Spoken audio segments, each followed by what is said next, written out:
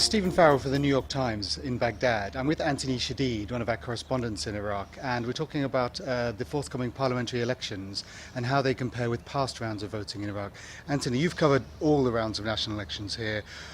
How does it feel to you? How does it compare?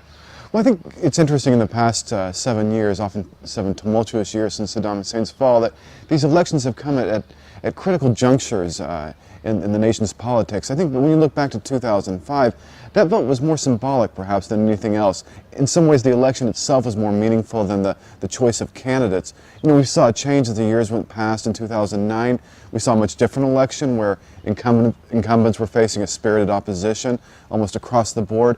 We saw buy-in from groups that had sat out the 2005 vote, take part in the 2009 vote, and now I think we're seeing something perhaps just as momentous in 2010. It's coming at a critical moment in the country's history as the Americans withdraw, as institutions are trying to be constructed, and the results themselves are as unclear as perhaps any time in the past 7 years.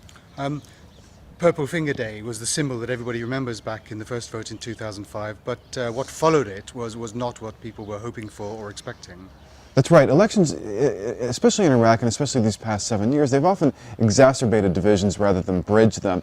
In 2005 we saw the symbolic vote of January 2005, a vote that followed in December in some ways set the landscape for a civil war. Now, with many of the players that we saw in those elections still present in these elections, why should this be any different? You know, that's a great point, and I think what's in some ways very striking about the landscape here is that many of the characters of the politicians that we saw in 2005 are the same ones we're seeing in 2010.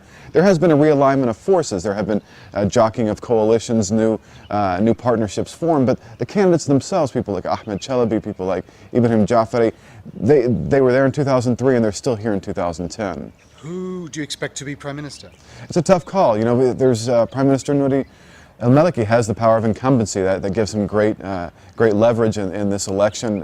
He's able to build on what he's done over the past couple of years. But I think what's remarkable in some ways about this election is that it is so wide open. Really, nobody a week before the election can say who the eventual Prime Minister is going to be.